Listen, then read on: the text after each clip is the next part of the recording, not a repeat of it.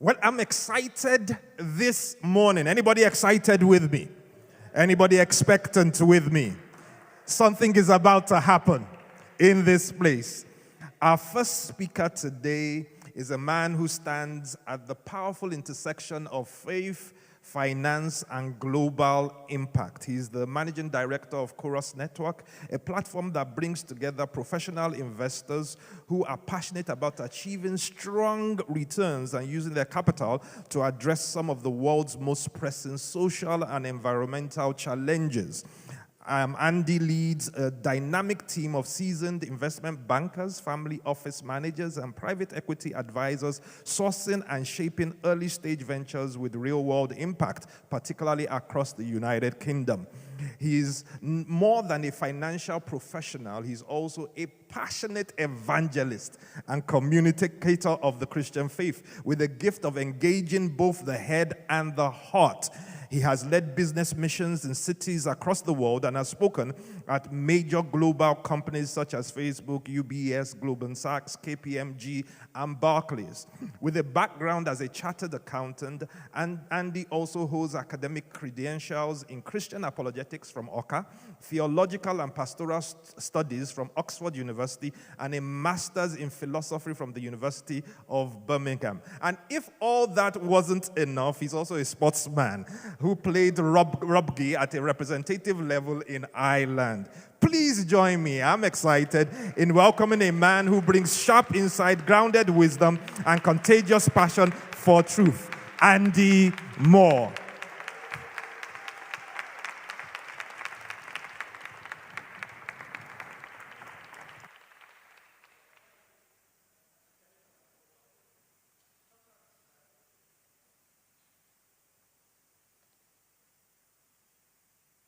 Sometimes when I hear that biography read, I wonder, who is this guy, Andy Moore?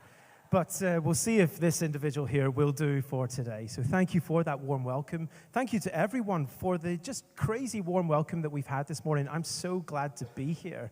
It just feels like a day. The Spirit is with us. The worship was beautiful. Just thank you to those guys for using your earthly gifts so well to bring us into the presence of the Holy Spirit. Really enjoyed that. And well done to all of you getting up, let's just say, moderately early on a Saturday. Not as early as me. I got up at 6 o'clock this morning to get the train from Oxford. But well done to all of you for getting up and giving your Saturday to this. Faith in the real world. What an awesome use of your time.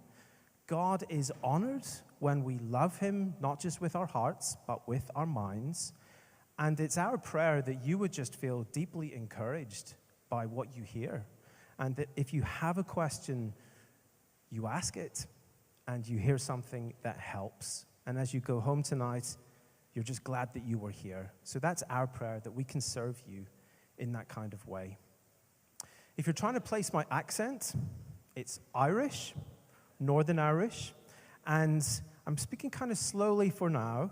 But shortly, when we get going into this question, it's going to speed up. And my voice is going to go faster and faster. And you're going to think, that guy not only looks, but sounds like a leprechaun dancing around in front of this platform. And I just want to say, please stick with me, because I promise there will be a pot of gold at the end of the rainbow. I have used that before. So, I hope you've had your coffee. Because I don't think there's a more important question in the history of the whole world than what was happening at the cross and the resurrection of Jesus Christ. The answer to almost every other question that we can think of for our lives or for the world or even for the cosmos is informed by the answer to this question about the resurrection. So we've got so much ground to cover. And let me tell you how we're going to progress and how we're actually going to make our way through all of this. A couple of observations about the question, about this inquiry, which is obvious to say that it's without parallel. There is no similar question out there. This claim made by the early Christians living in Jerusalem that Jesus Christ was raised back to life 3 days after being crucified in a fully physical, non-spiritual, non-metaphorical way, that claim is without parallel in all of history. And these early witnesses that claimed that the risen Jesus could be spoken to, touched, embraced, as could any other person. You could even eat fish with him the morning on the beach. That is an unparalleled claim, and I want to emphasize that as we make our start today, because it makes a very big difference to the theology that you might develop. If I said, it was only a spiritual resurrection, then we might go off in a different direction with our theology. But I'm saying this was physical, not metaphorical, that we could have hugged Jesus, we could have put our arm around him, we could have had breakfast with him. Maybe in our culture it would have been poached eggs instead of fish, but you know what I'm trying to say.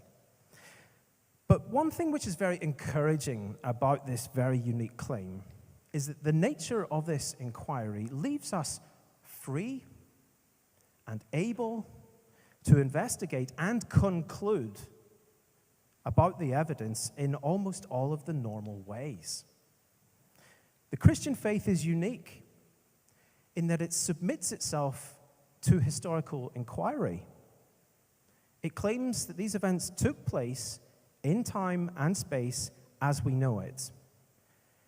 And so when we look at this case for the resurrection, and I'm going to introduce you to some of the points around this morning, what we're doing is trying to conclude on a question in all of the normal ways, kind of like what we might do in a court of law.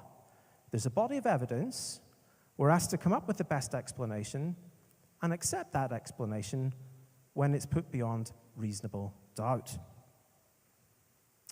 Now, to demonstrate this in a slightly different way, hopefully the slides are working with me, I want to just give you a parallel case of something that happened to me last night. I was sitting in my house in Oxford.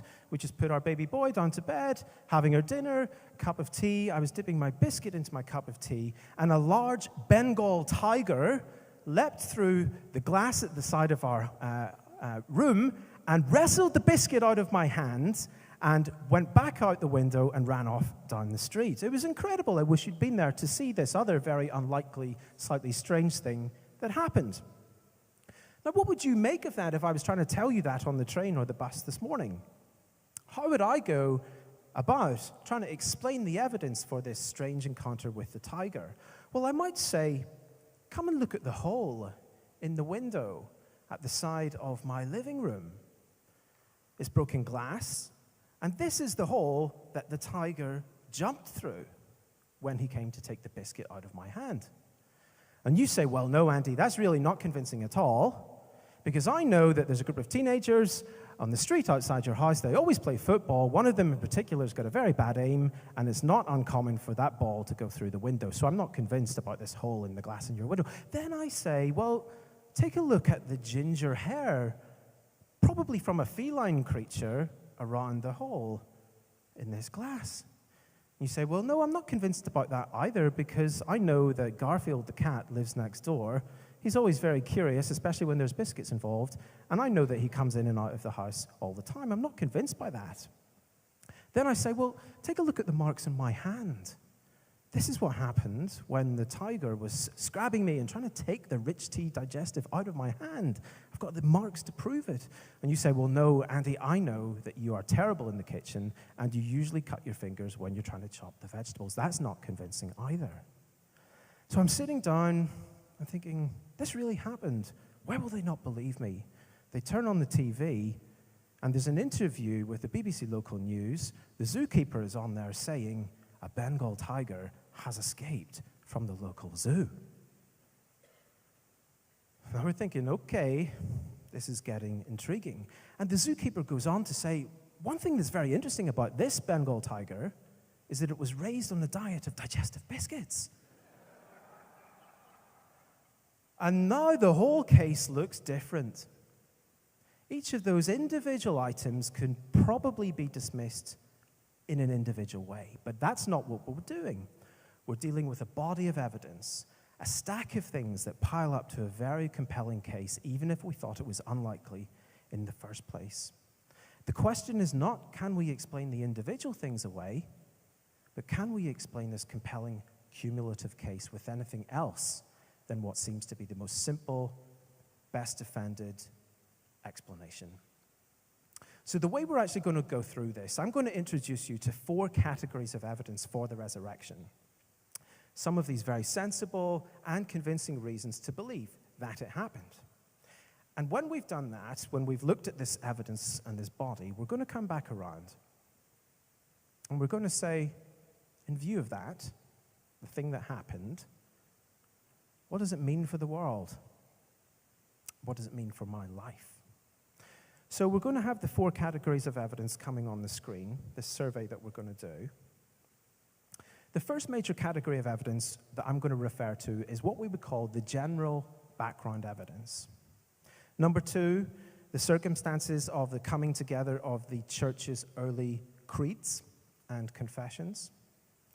Then thirdly, we're going to dip into what the gospel accounts, and particularly the synoptic gospels of Matthew, Mark, and Luke, have to say about all of this. Then fourthly and finally, we're going to refer ourselves to the outcomes of independent historical inquiry and what other people, if you've done any reading about this in the past, refer to as the minimal facts approach. So that's what we're going to do, 4 categories of evidence. So let's start with this general background evidence for the resurrection. Now, what do I mean by that? Well, simply that the case for the resurrection is not a case for which we examine the evidence in complete detachment from the rest of reality, but which is actually heavily informed by what may or may not be true about the rest of the world and what may or be true or not be true about the person of Jesus. So some of what I mean is on the slide now. We've got this little egg. It looks like an egg, doesn't it? I didn't mean it to look like an egg, but it does look like an egg, where the detailed historical evidence sits as a part of the inquiry within the rest of what might be true about reality. And those questions about reality need to cover things like whether or not there's a God. Was Jesus his son? Are miracles possible? How did Jesus live? Would God, if he exists, endorse Jesus' life in particular? What did Jesus say about his death, about his own death? What did he have to say about that? Even things like the reasons that Christ claimed for his death. Would humanity need atonement? Does that seem like a plausible thing to say about reality? Now, of course, positive answers to all of those questions, they don't prove anything at all about whether or not the resurrection happened, but they do describe very important background conditions in which a resurrection of someone claiming to be the Son of God is rendered much more or much less likely. Because something that we can't deny is that Jesus did very clearly understand himself to be the Son of God. He claimed divine status time and time again, and he referred to God as his Father. He taught as one who had authority, and he performed signs and healings. Jesus' whole life looks like a life in which he's very confident that God is going to vindicate him. And it was as if he and God were together in the way that he lived, in the way that he taught, and therefore in the way that he died. So these are things lurking around in the background of the case for the resurrection. And all of the historical inquiries that we're going to continue to do this morning, they require a context, a background. And it's kind of like the fact that the local zoo has reported a tiger escaping. When that report comes on in the background, it vastly increases the possibility that I'm telling the truth when I encountered that tiger last night. So that's the background. Let's turn now to this more detailed historical approach. And I want to show you a section of what's been recorded in the New Testament, in the book of 1 Corinthians, chapter 15, something that many of you in the room will likely have read many times in the past. 1 Corinthians 15 is an example of a very early creed, a form of confession that became very widespread very quickly after these purported events of the resurrection. And the reason I'm mentioning this to you is because this creed, 1 Corinthians, appeared much earlier than the Synoptic Gospels. So if we're going to get as close to the historical facts, then we need to take a look at some of the very, very early claims that were made. So this is actually a very, very interesting, and if you look at the work that historians do around the question of the resurrection, there is an awful lot of focus on the words that we have on the screen. And let's remember that the person who penned this letter overall was a person who used to murder Christians, who became a Christian on the basis of the claim that he said he met the risen Jesus. So historians have dated this letter of 1 Corinthians as a whole as having been written about the year AD 55. So that's when Paul, the guy that used to murder Christians, now not murdering Christians because he says he met Jesus, that's when he lifted his quill, or whatever feather instrument, and wrote on the papyrus, AD 55. Now, what is it that scholars find so interesting? Well, Paul is writing in AD 55 to a group of people he spent time with a number of years prior. So he's writing in AD 55 about something that happened a few years before that. And speaking of the things that happened a few years before that, he says, "For what I received, I passed on to you." So at the time I met you years ago, I told you something which I had received even before then. So these verses 3 to 6, what are we looking at? If we were looking at the Greek, and we could all read Greek, and I can't really read Greek, so we're all in the same boat, but the Greek here is in the form of a song, or a kind of creed, a poem, something which was laid out for the purposes of easy memorization, a statement about the resurrection that was circulating possibly decades before AD 55. And we can see the fact that it looks like a poem for the repeated usage of the word "that" at the beginning of each of the verses. And you see other phrases, according to the scriptures, according to the scriptures. The thing which gives this away as being a creed which came not from Corinth, but from Jerusalem, is the fact that the word Cephas is used, which is the Hebrew word for Peter. What we've got in 1 Corinthians 15 is a copy and paste of a poem which came from Jerusalem. So how did Paul come across this poem in Jerusalem decades before he wrote 1 Corinthians, which was in the year AD 55? Well, we know that Paul visited Jerusalem within 5 years of the events of Jesus' crucifixion and claimed resurrection, because that's documented in Galatians chapter 1. He talks about going to visit and spend time with the disciples and with Peter in particular, Cephas as he's referred to here. So what scholars are very convinced about is that Paul here is quoting verbatim a statement about the appearances of Jesus which he himself had heard among the people of Jerusalem less than 5 years after Jesus' crucifixion. But we need to count back in time even further than that. Because within 5 years, you've got a poem that everyone knows. It's kind of like the latest pop song, whatever. Everyone knows the words of the latest song. I don't know what it is right now. But within 5 years, if you've got that circumstance across a city, it means how much earlier then must the events have happened? If this is common knowledge across a whole city within 5 years, we need to go back further in time to ask, well, when did everyone start believing? When was it claimed all across this place that people saw Jesus alive? Well, there's an American scholar called Robert Funk. And I'm quoting this guy because he spent his whole career attacking the Bible. This is not a Christian, who's trying to justify belief in the resurrection. This is a guy who spent his whole career attacking the Bible.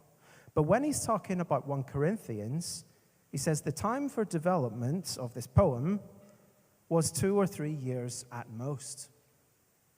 And Gerd Ludemann, another German scholar, who is also very skeptical about the Bible, so I'm not here today to quote you Christians talking about Christian things. This is what the skeptics in academic history have to say. Gerd Ludemann says, we can assume that all the elements in the tradition are to be dated to the first 2 years after the crucifixion. Ludemann continues, it may be taken as historically certain that Peter and the disciples had experiences after Jesus' death in which Jesus did appear to them as the risen Christ. So we have a creed which spread like wildfire across Jerusalem in less than 3 years, and the creed claims that more than 500 people saw Jesus after he had been raised from the dead. It even says most of those guys are still living, so you can go and talk to them about it. And just think about it. If we went out onto the streets today, everyone we met, everyone within, let's say, a 10-mile radius of this borough, was saying the same thing. Go and ask the ones that are claiming about it. You'd think, goodness me, there's probably something to this. Now, that's just one example of where the early creeds and confessions of the church make some compelling evidence for the resurrection. Now, in case you think that this is circular reasoning, that I'm using the Bible to defend itself, it's actually the precise opposite. I'm telling you what scholars outside of the Christian tradition are saying about this. And Paul is writing years later on the assumption that it's common knowledge among those he's writing to. It's not circular reasoning. It's precisely the opposite. What about the gospel accounts, that third area of inquiry that I said we'd take? These, again, have a bunch of very important evidence that we need to consider on the merit of the gospel as standalone historical documents. We don't need to accept the Gospels as the authoritative Word of God. We do in other areas, but for this particular question, which is a claim about history, we don't need to make that assumption. We're talking about objective historical events that are also contained within these ancient documents. Now, in terms of the synoptics, there's a lot made about small differences in detail about the resurrection and the different accounts that they offer towards the end. And people will seize upon these small little differences in detail and blow them all out of proportion. But when they do that, they're failing to see the wood for the trees, because what is most striking is the large body of commonality that exists between what the synoptics have to say and their consistency with independent oral traditions around the resurrection, for example, 1 Corinthians 15 that we've just looked at. There you see it. On the column where I've said event, that's the basic structure of the 1 Corinthians 15 creed, that Jesus was put to death, that he was buried, resurrected on the third day, appeared to individuals, appeared to larger groups. Matthew, Mark, and Luke, writing without any knowledge of 1 Corinthians 15, have an account which looks broadly the same. Small differences, yes, which are good things to talk about in the pub, but in general, there's a compelling structure and commonality. And so N.T. Wright, who's one of the UK's leading academic theologians, he puts it this way. To put it crudely, the fact that we can't agree and over some of these points of detail over how many women or angels were at the tomb, or even on the location of the appearances, does not mean that nothing happened. And what is actually the key question to settle from this historical perspective about the Gospels is how early they were written, and if they were kind of retrospective creations for the purposes of bolstering what were then predominantly metaphorical or spiritual claims? Were these fabricated retrospectively to justify the rest of what was going on? Well, we actually have good ways of addressing that particular question. One of the academic approaches is referred to as the criterion of embarrassment. One of the things that you might say, a lens of examining these claims, and let's look at it through the criterion of embarrassment. Now, what on earth do I mean by that?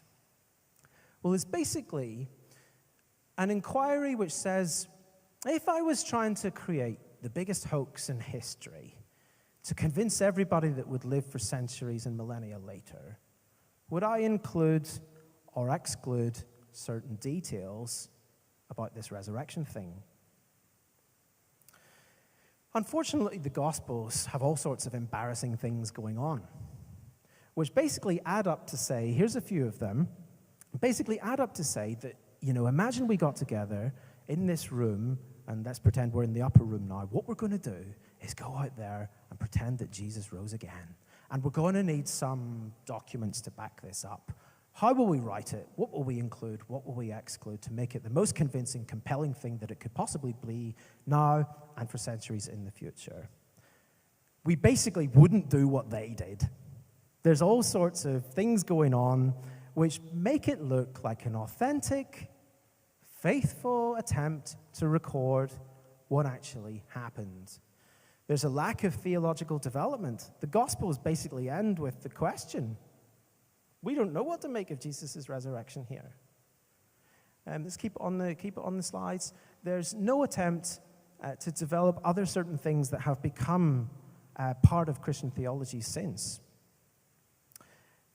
But thirdly, the one I want to look at for 10 seconds with you is this lack of apology for the fact that the tomb was discovered by women. Now, in order to get the import of this, we need to, unfortunately, recall the lack of esteem that was attached to female witness at the time of these events. Unfortunately, at that time, in that place, in that culture, women were not regarded as credible witnesses for anything. We've got direct evidence of that from Josephus, a writer that came pretty quickly after this, outside of the Christian tradition, but he gives it away. He says, let not the testimony of women be admitted on account of the boldness and levity of their sex. Now, that is shocking to modern ears, but Geza Vermes makes the point.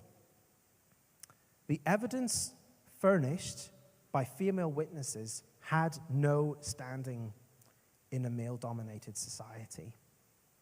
If the empty tomb story had been manufactured by the primitive church to demonstrate the reality of the resurrection of Jesus, one would have expected a uniform and foolproof account attributed to patently reliable witnesses. But Christianity has entrusted its most crucial testimony to women. It shows both the dignity that Christianity bestows on women against the grain of culture, but through this lens of the criterion of embarrassment is just not a detail that you would have included, or you would have tried to polish it up a little bit. It just shows us that the fact is the women discovered the empty tomb, and that's what the Gospels recorded. Thank you. The final historical place that we're going to look at before we turn to ask ourselves, what does this mean, is this minimal facts approach that I've mentioned. Now, in 2004, a couple of very accomplished historians by the name of Gary Habermas and Michael Licona published a book, which the purpose of the book was to review all of the academic literature which had been written about the resurrection over the 30 years up until the date of publication. I think there's been other editions since, but in the 30 years up until 2004, any academic anywhere using the English language, French language, or German language who said anything about the resurrection well, what did they say? Modern history. And so they came up with this idea of, well, let's see if we can find anything common here that we might define as a minimal fact. Minimal fact. So the definition of a minimal fact is one, that is well evidenced, and two, that nearly every scholar accepts it, including the skeptical ones. So a super high bar. It's like really hard to be regarded as a minimal fact in this study. But do you want to know two of the minimal facts that Habermas and Licona report in their book? Number one, that Jesus' tomb was in fact empty. Among all of those scholars, there was more than a 75% agreement that that claim was true. And number two, that the disciples had experiences seeing him alive. There was 100% agreement with that. Now, here we are. We said at the beginning that we're kind of like we would be in a court of law with a bunch of well-attested claims, and our job is to come up with the best explanation. We're dealing with a bunch of things that if we tried to explain them in isolation, we might be able to explain them away. But this is a cumulative case of things happening in combination, which means the explanation must be even more simple and yet sophisticated. The explanation offered by the early church to explain the empty tomb after a well-attested crucifixion and multiple sightings by multiple people on multiple occasions of Jesus is that he was raised bodily from the dead and that God did it. Alternative explanations have been put forward, yes. It's been suggested that maybe the women went to the wrong tomb. And when they got to the wrong tomb, they saw that that tomb was empty. Other people have said, well, Jesus didn't really die. He kind of fainted. And when you put him in the tomb, that cold air did him a lot of good.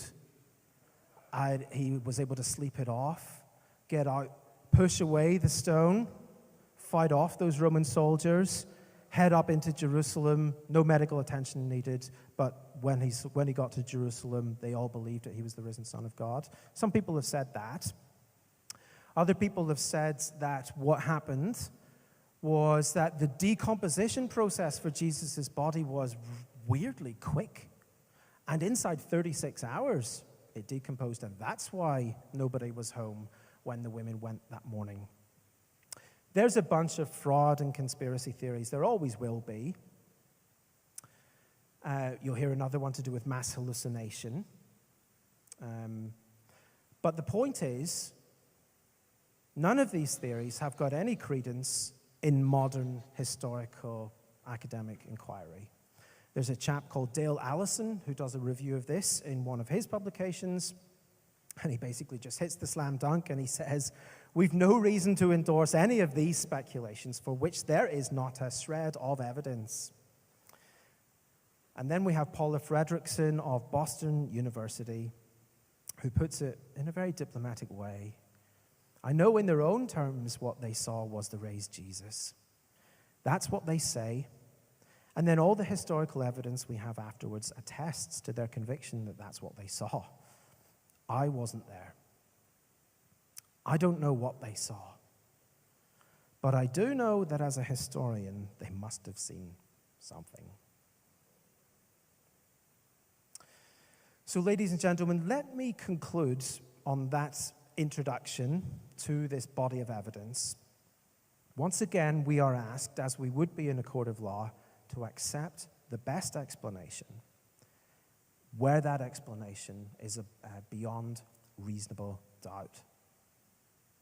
The best explanation for an empty tomb and people seeing Jesus alive 3 days later after he was crucified is that he was resurrected, and once again, that God did it. It's what the early church says.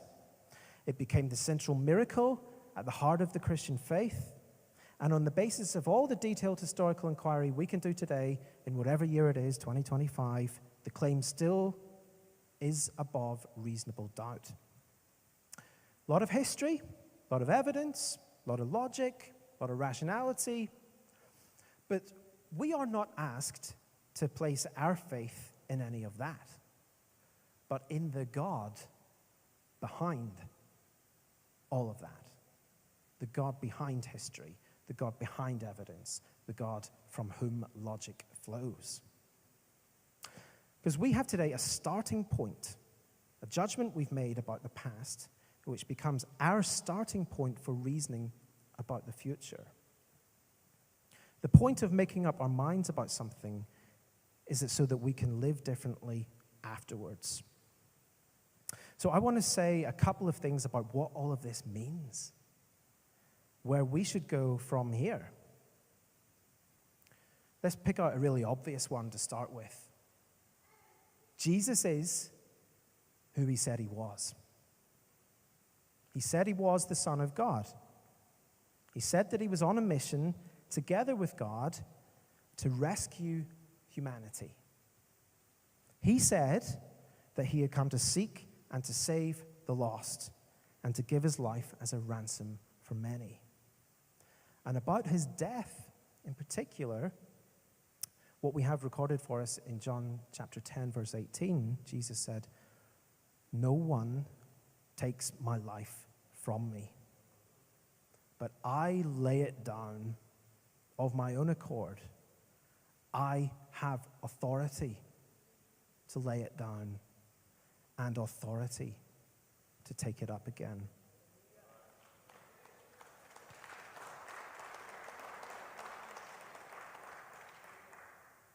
That's what happened. Jesus is who he said he was. And notice, secondly, that God does what he says he will do. From the earliest of days, right there, seconds after the fall of Adam and Eve, God comes through with a rescue plan, which in that section of Genesis included giving them a garment. A few chapters later, we have the calling out of Abraham, the promise of a son, the promise of a lamb that God himself would provide. That shapes the whole arc of history, the central hope, the central promise of the nation of Israel over all the centuries which follow, waiting for this Redeemer, waiting for this Messiah. Then Jesus, born to a virgin called Mary in the town of Bethlehem. Jesus is who he says he is. God does what he says he will do. What about us? The word crossroads was given in the title to me today, so let's dwell on the word crossroads for just a few moments as we close. I want to hit you between the eyes with the most crude, obvious thing about this fact, is that it must call into question everything we think reality is. It must call into question everything we understand about this universe, this cosmos that we live in. There is a cosmic crossroads. What do I mean? Well, across the whole of history, the whole of kind of any form of ideation about what the world is all about, there have only really been two ideas about reality. Imagine yourself, like I was this morning, on the platform of a train station.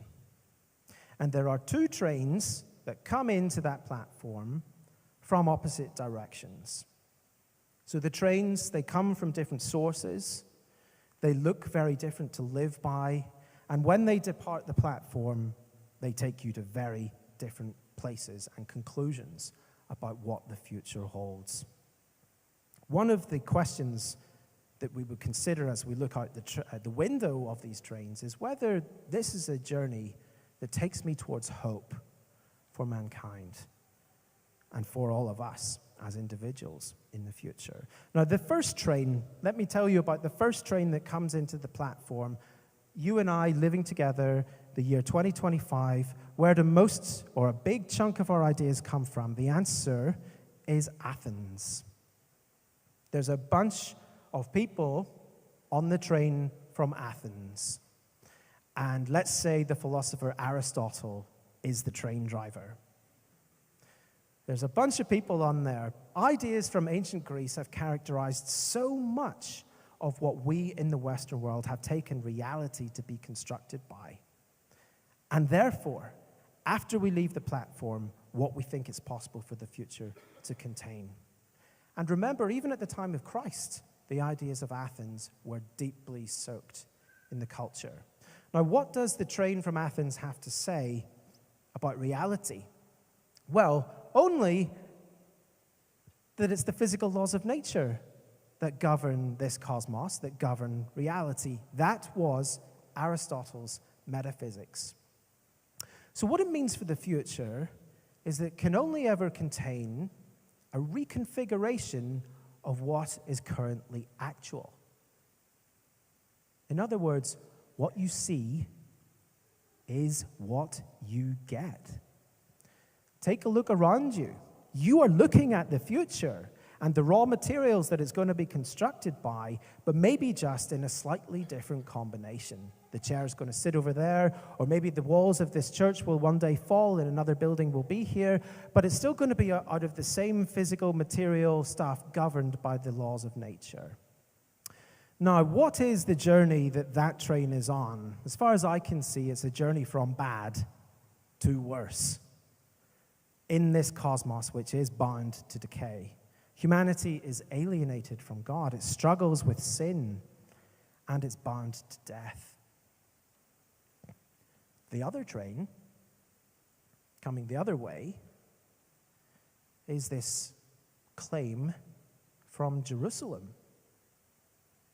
And the people on that train, well, they know the laws of nature govern the regularity with almost everything in the cosmos, but they don't say that those laws of nature are supreme. The Jerusalem train says that there is a God outside and beyond those laws of nature. And this God is free and able to intervene and do things which suspend the way that these laws work when he wants to. And we see these trains passing each other in our minds, but the trains did pass each other outside the tomb of Jesus Christ 2,000 years ago. This cross of Christ is, in fact, where all roads meet. Vertically, when heaven touches earth. Horizontally, when we look back to it and look to our own futures. But we see the competition between these two ideas. Because what's inside the tomb is Jesus, the Son of God, who lived the best life that anyone could ever dream of living. He taught the best things which no one has ever bettered. He healed everyone he came across. Everyone loved his company. Then he's killed. There could be nothing more hopeless in all of the universe than Jesus being dead in a tomb. Unless the train coming from the other direction that we didn't see coming, the twinkling of an eye, the morning of that third day, and Jesus Christ is raised to new life. That's the cosmic crossroads. Something quickly about the crossroads of justice and mercy. Our culture has no idea how to balance justice and mercy. No human institution has ever properly got this right. We don't know how to balance it, and yet it's all we want. We want justice. We want mercy. And we're looking desperately to find a place where this all holds together. It's easy to understand the extremes. Firstly, of showing no mercy. But when we show no mercy, the price of justice is too high. Justice becomes a weapon. But the other extreme is too much mercy, and the opposite problem of leniency. And that's not justice when victims or those who have been legitimately wronged feel overlooked. But there's something about leniency which tells us that what we really would like to see as part of this justice is the possibility of reform, of redemption, of rehabilitation in the offender. It points us to the fact that possibly there is part of the equation which needs to be filled in by love. The power to restrain from using justice as a weapon, and at the same time to restrain from getting it wrong with too much leniency or too much mercy, points us to the need for love. No human institution has ever got it right or embodied it. But God, who does what he says this about himself. I am a God merciful and gracious, slow to anger and abounding in steadfast love and faithfulness, keeping steadfast love for thousands, forgiving iniquity and transgression and sin, but who will by no means clear the guilty. The cross is this crossroads of true justice and true mercy, because that is where God's perfect love is displayed. You see, you and I, we cry out for justice when we look at the wrong of the world. But so long as we're not deluded, we must also cry out for mercy when we look at the wrong of ourselves. There's a price of justice which has been set. The problem being, we can't afford it. So let me tell you one story as we close. When I was a little boy, I've got one brother, and the two of us love football. When we were little boys, we would play in the back garden a game to help us with our target practice, taking free kicks in football. And there was one afternoon when we thought we would come up with a new game. I was a Manchester United fan, the best free kick taker for Manchester United. David Beckham, obviously, bend it like Beckham. That was me. Then my brother, Chelsea fan. Who would we say was the best free kick taker for Chelsea around 20 years ago? Frank Lampard. So I'm David Beckham, my brother's Frank Lampard, and here are the rules of the game that we invented. You could score 10 points if you got a direct hit to Dad's satellite dish. 5 points if you could pick out the kitchen window. And just a single point if you could pick out something on the clothesline, the white linen that Mother had laid out. It's quite a big target if you think about it. It's a big sheet. It's not that hard to hit, so just 1 point for that.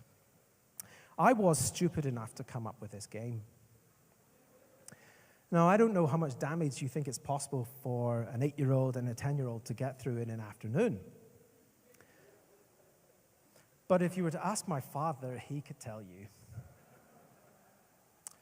I think the final score of the game was about 70 points to 55. A mangled satellite dish, a couple of broken windows, and let's just say the laundry had to be done again. Now, subsequent to this event, I was informed that the price of justice was around £400. Who's going to pay that price? What if the guilty party can't afford it?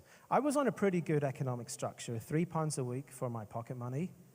A bonus incentive plan was in place, 50p if you ate your vegetables. But it's not going to get there. Who is going to pay the price for what we'd done wrong? We needed justice and we needed mercy. How was this relationship with our Father going to be restored? How can it be put back together? How can we live in his house? Something has to be done. Ladies and gentlemen, all have sinned and fall short of the glory of God, justified by his grace as a gift through the redemption that Christ Jesus brought to us at the cross. God the Father vindicated his life, raised him from the dead. It worked. We are now welcomed into relationship with him, It's been put back together. We can live our lives differently from this point on. And I'm 2 minutes over, so let's move to Q&A. Thank you. Thank you, thank you. Please put your hands together. Appreciate Andy. Andy, thank you very much. I'm hoping that for at least a few of us, if not more, that was a different way of looking at, of what many of us accepted as truth growing up. But then you start to ask the questions, or somebody else asks you this question, right? And what Andy has done is to address many of those questions. I do have a couple more that I want to raise with Andy, but don't worry, we're going to have an opportunity again at the end of the day. If you do have questions that you want to ask, please go to the QR code now.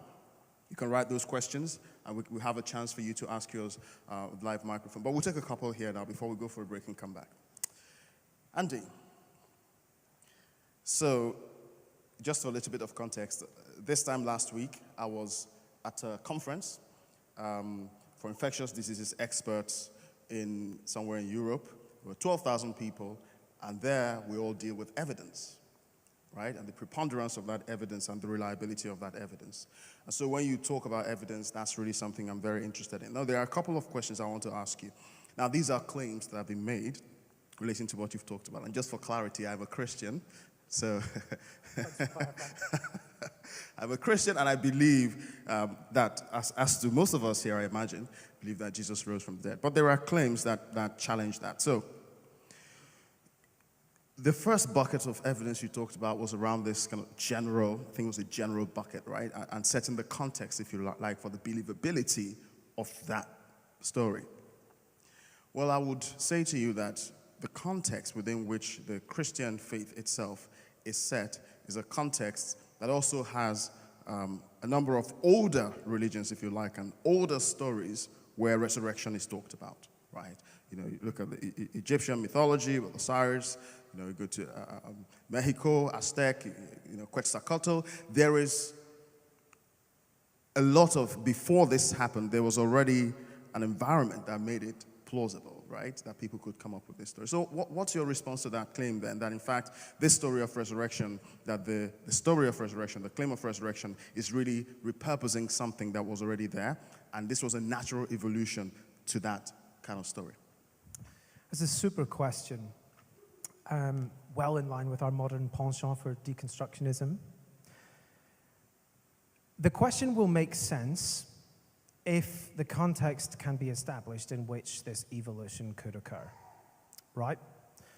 So the question is basically saying this Christian idea and everything which has been said about the resurrection evolved out of stuff that was already there. So therefore, we need to ask what was already there. Is it plausible that this evolutionary journey, and it's always a shame when we apply a biological concept to a kind of philosophical concept, that's an overspill of vocabulary, but we all kind of know what we mean. There are two options of ideas that permeated the culture already there. Basically ancient Hellenism, the ideas from Greece that we've talked about, and obviously ancient Judaism. The geographic location of these events was Jerusalem. So let's talk about the first one, ancient Hellenism, traditions from ancient Greece. The question being, does this look like a thing which could be evolved so that Christianity looks plausible afterwards? I'd like to summarize by saying no and tell you why.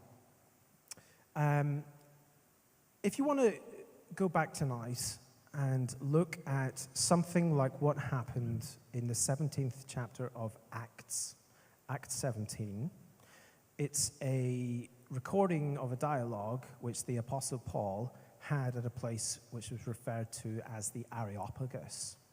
And the Areopagus was kind of like the club where all the smart people of Greece, and this is in Athens, where they went to talk about the latest and greatest ideas, and to that extent, it's like the sort of shibboleth of the ideas of that culture. So we have this dialogue of what happens at the Areopagus. Now, first, what is the background? What else do we know about the Areopagus? Well, it wasn't just a place that was set up for the one day that the Apostle Paul would happen to spin by. It had an existence as a kind of cultural center, and one of the things that happened very often was the playing of Greek tragedy, Greek plays. There was a playwright called Eumenides,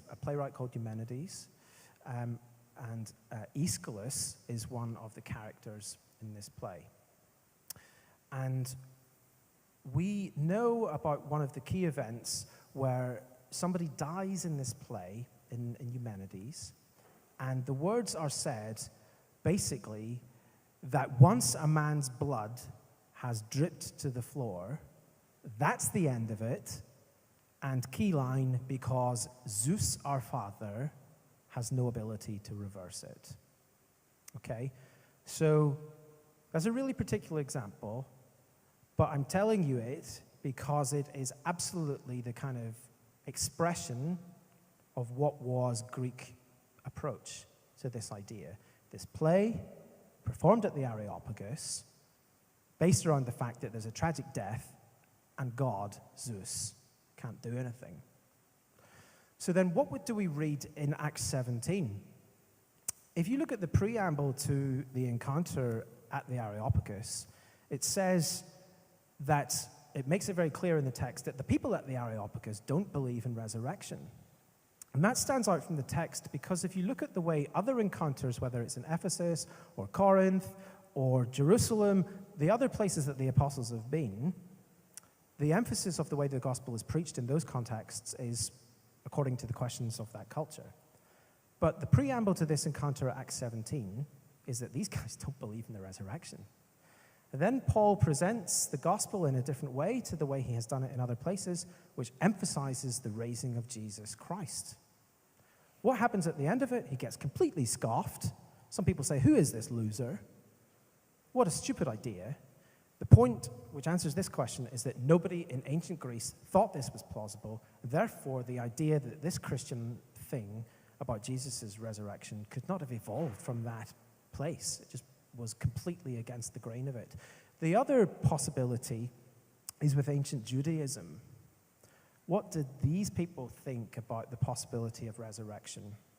We get a really good case study of this in Matthew chapter 22. You might remember that this is where Jesus is confronted by a group of people called the Sadducees.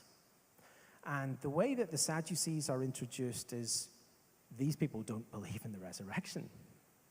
Now, that was notable in a Jewish context because most others did believe in some description of a resurrection. The Pharisees did, others did. But the Sadducees didn't believe in that thing that everyone else believed. So what was the thing that everyone else believed?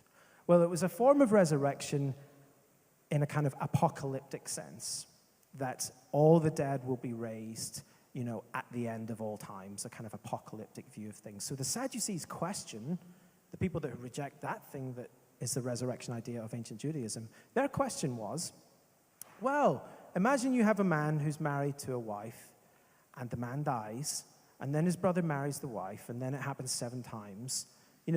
Who's she going to be married to in heaven? This whole idea of resurrection in this culture is so stupid. Right?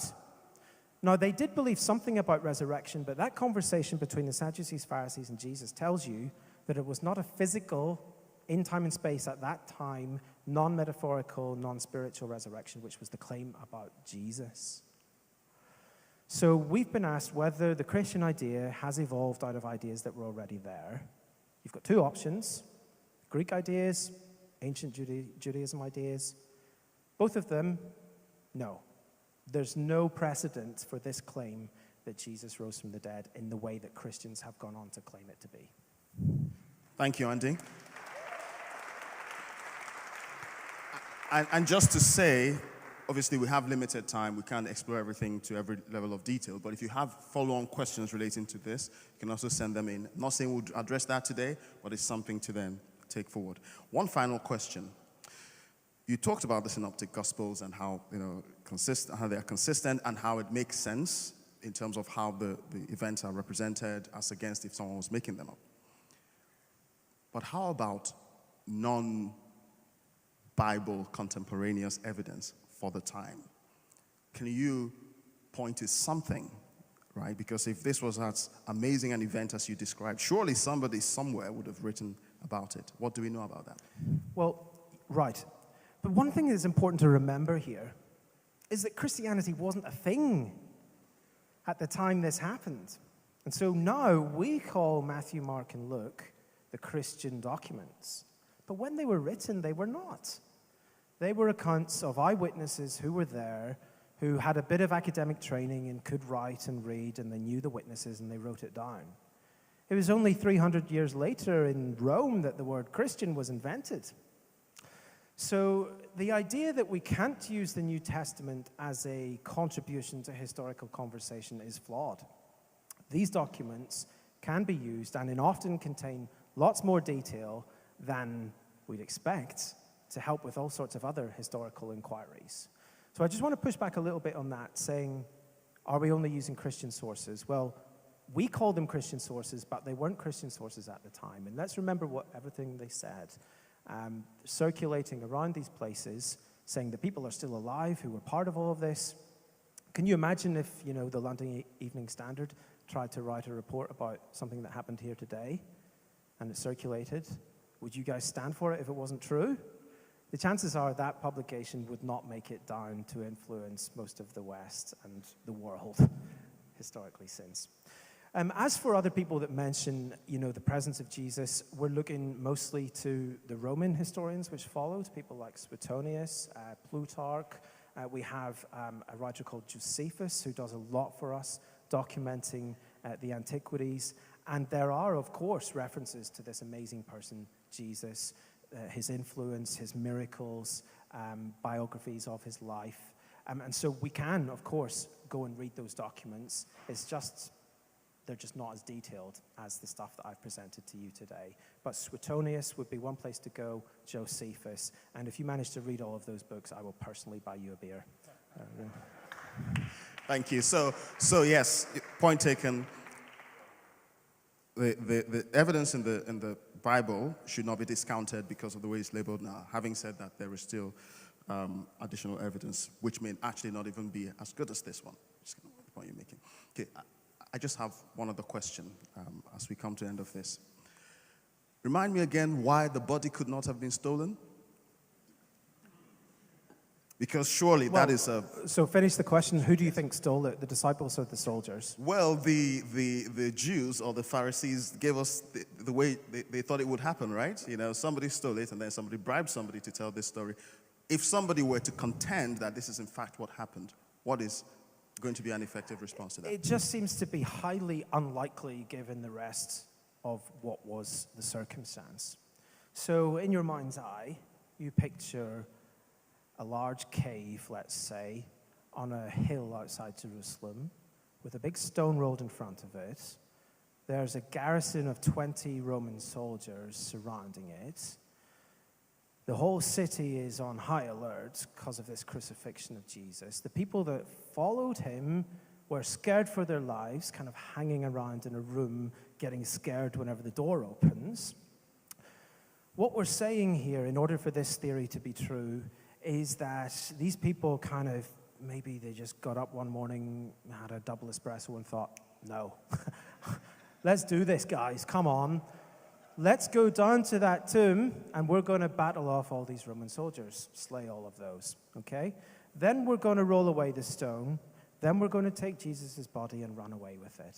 Now, that's the first kind of thing that I would suggest to you is unlikely. But let's continue to say it might have happened. What would come next? Well, they would go away and possibly hide Jesus' body in a really good hideout place that somebody knew about. Great, don't tell anybody. And then, obviously, they've got to build a life which is built on a lie. So they've put Jesus' body, let's just say a storage locker, near Reading. And now they've got to And bearing in mind they didn't have this desire previously, now they've got to basically take the weight of all of history by building the Christian tradition by what they decide to do next. So, yeah, Jesus is risen. I saw him. Did you? Yep, good. Did you? Yep. And we need these documents now. Let's remember to get them perfect. Okay, that's going to bolster. This seems very, very unlikely. But let's continue on. They're going to stick to the story. They're saying Jesus is risen from the dead, but they know it's a lie. What happened to these disciples? They were martyred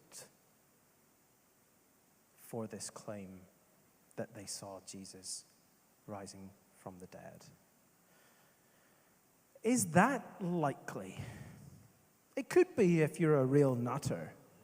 It could be that you are willing to go to your death for something you know to not be true, when in fact all of the incentive around you is to admit that it's not true, to produce the body. We can all move on with our lives. Thank you for the confession. Great. But the fact was they were martyred for their faith. And this is different to other forms of martyrdom that we hear about. Other forms of martyrdom are on the basis of claims that have been taught, that have been received, that have been delivered with authority, teaching, platform. People in other traditions are willing to go to their deaths for stuff they've been given by others. These are people willing to go to their death by what they said directly was their experience. They saw Jesus. They knew whether they were lying. And on that basis, allowed themselves to be martyred. They could have lied. They could have got themselves out of it. So there's a whole bunch of stuff which I just think adds up to a case which doesn't hold together for the claim that the disciples stole the body. Thank you very much. Andy Moore, everybody. Thank you, sir. God bless you.